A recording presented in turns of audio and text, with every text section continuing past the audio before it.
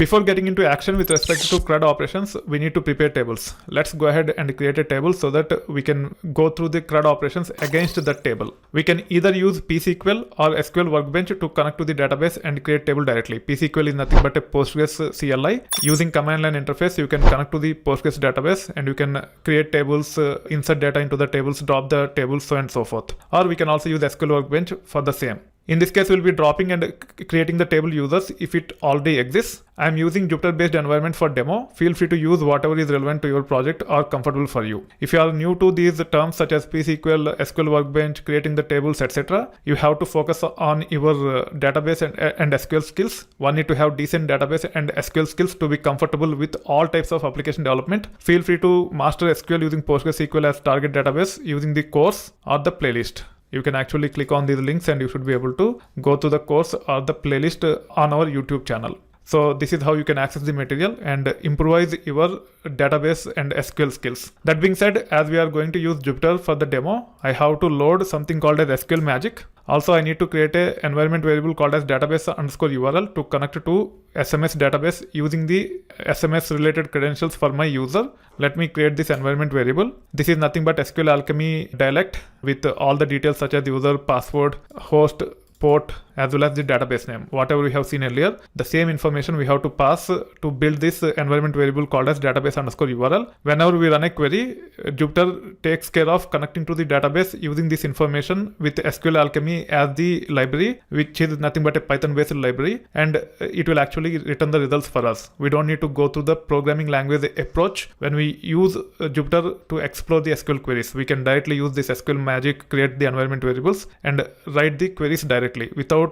getting into the nuances with respect to the programming language. That being said, first I'm validating against the information schema tables. There are a bunch of tables already in this. You might not see all these tables in your database. In my database, there are a bunch of tables. In your case, you might see only the system tables. Now I'm dropping the table called as users with cascade. If the table exists, even if the table contains the relationships with other tables, all those will be dropped and the table will be dropped. You can actually validate by running this. Anyway, as part of the earlier output also, you do not see users. Even now, you will not be seeing users. What you can do is you can actually add additional condition by saying and table_name equal to users.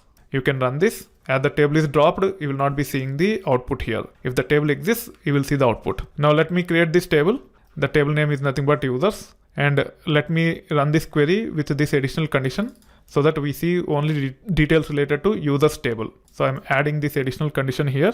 Now let me validate. You can see the users table here. You can also check the columns of the users table.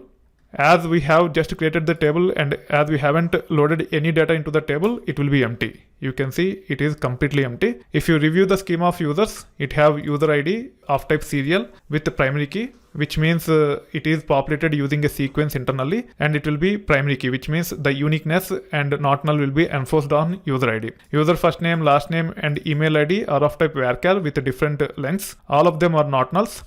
User email validated is of type boolean, and by default it is not validated. That's why we are setting it as false. Password, there is no constraints on top of password. However, the length is varchar of 200. User role is not null. By default, it will be U. We can also have A. U stands for user and A stands for admin. Is active is by default false, and it is of type boolean. It can have true or false, and by default it is false. Create_TS will be defaulted to current timestamp. Last updated TS also will be defaulted to current timestamp. So create_TS and last updated TS are nothing but audit columns. It is one of the best practices to create the tables with these audit columns. The difference is create TS will be populated only on inserts with the default values. Last updated TS will be populated at the time of insert with the default value, as well as at the time of update by getting current timestamp during the update. So defaults will be set only as part of the inserts, not as part of the updates. We have to explicitly specify last updated TS in our update statements so that we track when the record is last updated. So it is one of the best practice to actually create these audit columns such as create_TS, last updated TS while dealing with databases for our applications. That being said, if you are not familiar with the nuances related to pSQL, SQL Workbench, create tables, and so forth, I would highly recommend you to take this course either by clicking on this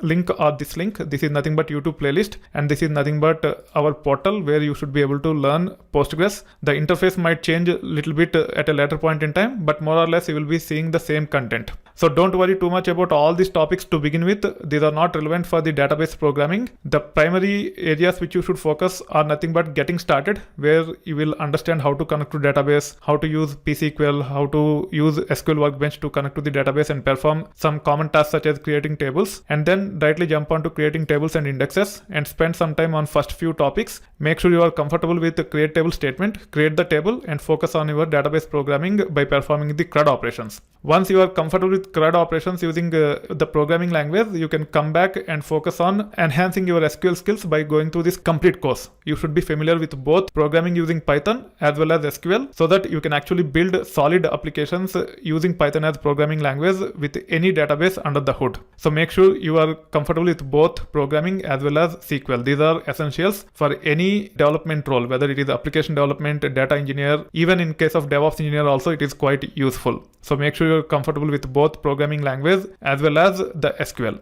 That being said, as we have successfully created the table using Jupyter in my case, let's get into the details about how to perform CRUD operations using Python as programming language.